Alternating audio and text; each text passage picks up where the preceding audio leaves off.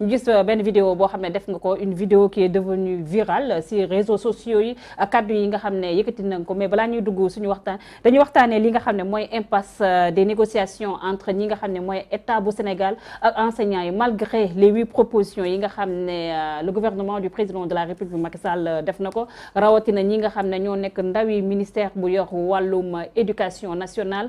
8 propositions, 69 milliards de francs CFA. mu mel ni comme yéen professeurs yi ba tey da ngeen a maintenir si seen position, loolu moo waral loolu. waaw merci de cette question, parce que une fois de plus li philosophe yi doon wax Nietzsche naan l'État est un monstre froid, le plus froid des monstres froids, et il ment froidement. Et voici le mensonge qui dégouline de sa bouche: moi l'État, je suis le peuple. Mais tey le mensonge de l'État, c'est moi l'État, je veux soutenir les enseignants. C'est pas vrai. xam nga lu tax déjà boobu ba tey ñu ngi koy waxtaan ci groupe bi, gis nga état bi il faut mu arrêter di penser que ni mën na nax enseignants yi. ministre yooyu wër ko ak technicien yooyu wër ko, xam-xam bu ñu am nañu am bu ko ëpp wala bu toll noonu ci biir syndicat bi. Premier problème bi mooy ñoom seen document yooyu ñuy wax déjà ñu nekkul sax à notre disposition, dañuy wax rek. beneen bi ci nekk mooy ñu bu ko étaler si 3 ans ay 2 ans 3 ans. xam nga beneen bi ci nekk njàpp gis nga dafa am loo xam ne nii wax dëgg yàlla njublang la rek ak bañ sa réew. loolu mooy régime Macky Sall, njublang ak bañ sa réew. xam nga lu tax yokkal lañ fi les agents du ministère de la justice, du ministère de l'agriculture, du ministère yeneen ministère, mais kenn nekku fa di ut naan dañuy def ay indice salaire, dañuy def ceci. dañoo xëy suba teel ñu ne ñii yokkal nañ leen 400 000. ñun au niveau du CUSEMS bi ma bokk, di saluer mon secrétaire général Ablaye Ndoye, di saluer aussi le secrétaire général du SAEMS, di saluer aussi le secrétaire général Dame Mbodj, di saluer tous les secrétaires généraux yi nekk fii. xam nga ñun au niveau du CUSEMS ak du SAEMS ak ñu bëri laajuñ charité. Les enseignants ne demandent pas la charité. Les enseignants ne demandent pas qu'on lutte contre une certaine pauvreté. Les enseignants demandent une rétribution équitable des richesses de la société. soxlawuñ leneen. Cheikh Hamidou Kane dafa wax dans l'aventure ambiguë mu ne le développement d'une nation ne se mesure pas en fonction de la masse de ses richesses mais de ses distributions. C'est-à-dire réew alalam du alal ji mu am lañ koy xoolee, mais ni muy séddalee alal yi. ñaari solution rek man laa fi gis. li nga xam ne nii moom lañ wax au niveau du SAEMS et du CUSEMS, ñu corriger le système de rémunération. lan mooy ndey yow nga am wujju, yéen ñaar ñëpp seen jëkkër takk leen ci sunu si yàlla ak faratu Muhammad, ngeen ñëw ci biir kër gi di def le même travail, sëy indi leen fi. sa jëkkër heure bu xëyee weer bu nekk mu jox sa wujju 800 000 francs, yow mu lay jox 200 000 francs. Parce que nous on n'est pas des magistrats, parce que ñun mënuñoo jàpp ay nit di leen tëj. Non, nous, ce que nous faisons, nous n'enfermons pas des gens. Nous ne sommes pas là au service de l'État. Nous sommes là pour travailler et pour développer ce pays. Parce que ce jàngale amul jàngalekat amul. Développement mënta am. Donc au niveau, nous, on est très clair. Et mais ça, est-ce que comparaison boobu aussi professeur Balma doguma la ko, est-ce que mun nañoo dugg aussi si logique boobu bu ñu xoolee aussi historique c'est-à-dire jàngalekat ak yeneen corps yooyu les salaires voilà dañoo mosoon di ëppante. est-ce que fu mu toll nii nekku leen di ni ñu koy waxee sax di pousser li nga xam ne mooy bouchon bi très loin aussi professeur dem ba sax bëgg a sacrifier li nga xam ne mooy xale yi. déjà gis nga ministre bu yor wàllum gafaga bi lu mu wax, ñoom dañoo def ay normalisation budgétaire yu doy waar ba mën a teg sa 69 milliards de francs CFA sur la table professeur. non d'abord 69 milliards yi c'est pour berner les gens à travers la presse. buñ ko dugalee génn ci impôts yi imposer ko du jege 69 milliards.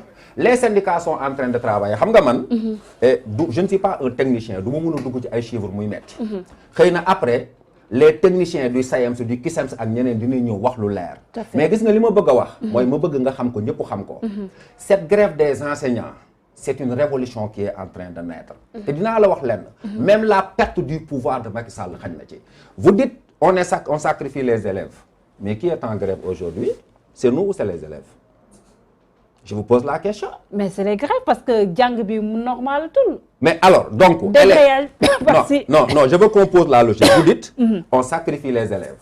Mais dama ne tey, lundi, man je suis allé à l'école. Seydina Issa Rouhou Lahi. J'avais cours à 1h. Bi ma ñëwee dama ne élèves ñu ne ma élèves yi grève nañu depuis 8h. kon léegi élèves yi ñoom ñooy sacrifier seen bopp.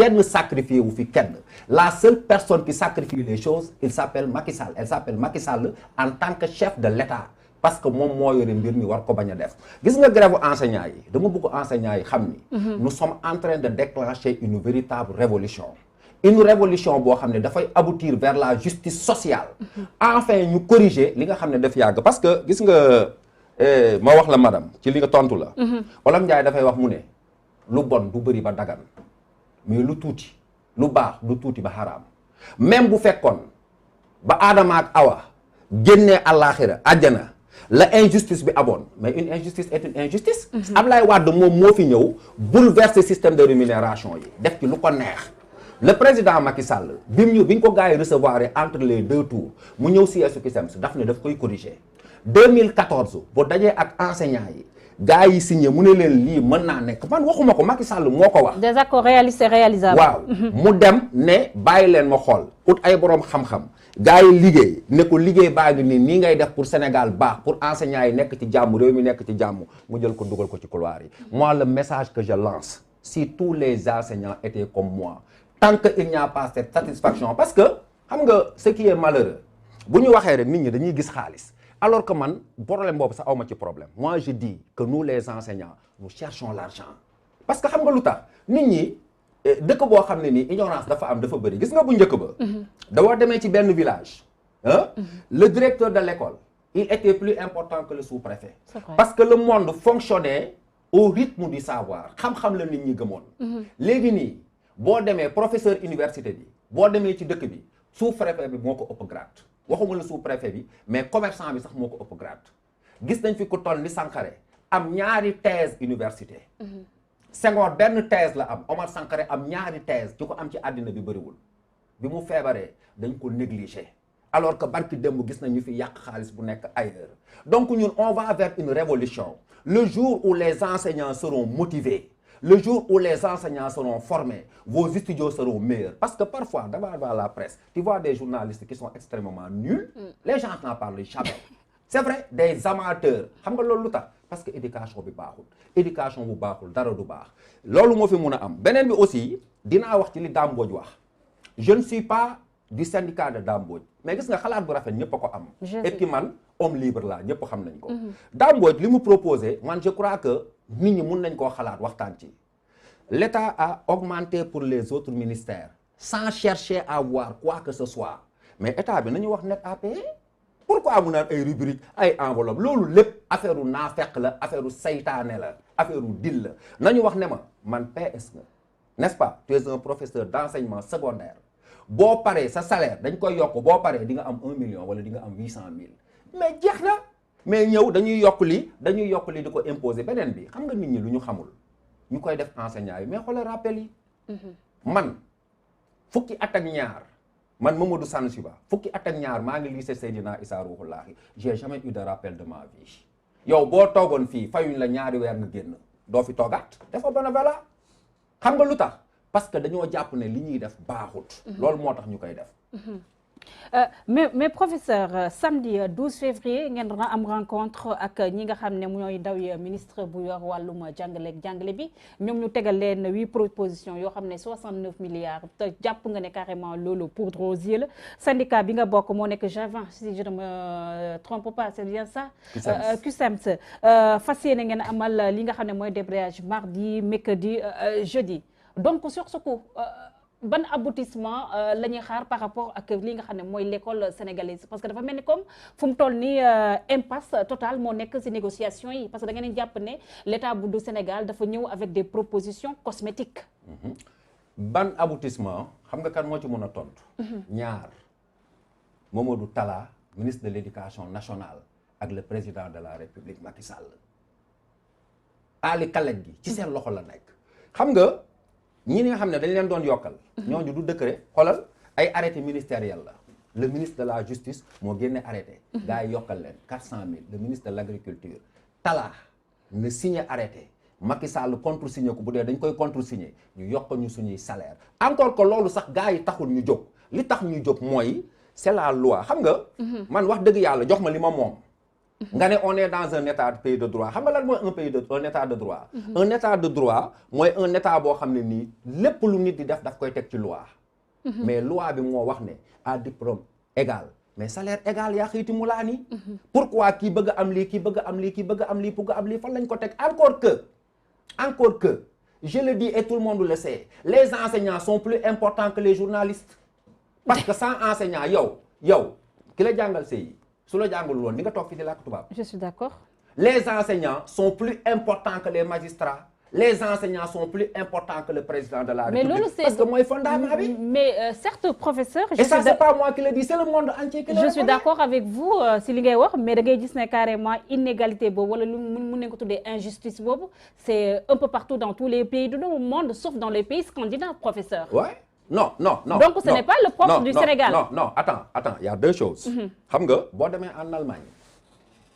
est-ce que tu sais qu'en Allemagne un professeur peut voir le président de la République ou chancelier bi sans demander audience. je sais. quand les magistrats et les autres sont venus. ne nañ leen yokkal xam nga lu mu leen tontu. vous ne pouvez pas avoir les mêmes salaires que ceux qui vous ont formés. encore que affaire bi gis nga nekkul problème de salaire. gis nga enseignants yi bu fekkoon depuis le début dañ leen mettre dans les conditions décentes. c'est vrai. c'est-à-dire que mais imaginez quelqu'un ku jàngale 25 ans munoo am 500 000. je suis d'accord. mais donc. xam nga ça se passe ici ça se passe ici. Sénégal modèle la dafa am 3 choses yoo xam ne dañ ko war a régler. gis nga l'équipe nationale régler nañ ko on a la coupe. l'équipe nationale xam nga depuis 1960. pourquoi on n'a pas dit oui mais de toute façon nous ne sommes pas le seul pays donc c'est pas grave. l'Afrique c'est 54 pays. 15 ñoo ci jël coupe Sénégal mooy 15e pays bi. xam nga après l'équipe nationale bu ci topp l'éducation nationale et je dis aux enseignants nous il faut qu'on remporte la coupe à ce pays-là. et la meilleure façon de remporter la coupe à ce pays mooy nañ ko boucher na am année blanche na am année invalide na am lu mu am ba nga xam ne bu ñu ñëwaatee lépp jaar. année blanche est-ce que professeur loolu c'est pas assez lourd aussi parce que ñu fàttali ko année blanche fi amoon Sénégal avec ses lots de conséquences aussi. Est-ce que vous êtes prêt à aller jusqu'au bout? Est-ce que année blanche moo gën a lourd xale boo xam ne nii dafay toog di jàngale ci abri provisoire mun a daanu ci kawam mu dee. Est-ce que année blanche moo gën a lourd? mais seen revendication yi certes des abris provisoires bu nga am Sénégal mais yéen aspect pécuniaire bi aussi professeur nga ni gën a mettre en avant aussi. non mais loolu xoolal. même la formation des enseignants aussi on doit en parler. non loolu je suis parfaitement d'accord xam nga lu tax. moom laa la wax léegi c'est-à-dire que njab il faut que mentalité yi arrivé. dañu nekk ci àddinaay xaalis. non dañu nekk ci àddinaay xaalis xoolal Voltaire da doon wax au 18e siècle. que l'argent est le seul Dieu devant lequel tout le monde s'agenouille. donc enseignants yi ñoom fu mu toll nii dañoo bëgg di. non enseignants yi dañu bëgg am kër yu rafet. am ay oto yu rafet xam nga lu tax. mais parce que buñ ko amul seen élèves yi duñ la respecter. c'est pas parce que les enseignants sont des jouisseurs non. L'argent n'est plus un problème de luxe. L'argent est devenu quelque chose qui régule les sentiments de l'être humain. Celui qui n'a pas n'est pas. man damay wax waa CUSEMS di wax waa SAEMS ñëpp enseignant benn wax na ko nañ yëkkati suñu loxo. nous voulons de l'argent parce que l'argent c'est la vie. je vous dis yow tey aujourd'hui amoo xaalis nga war a xëy say doom jàngiwuñ.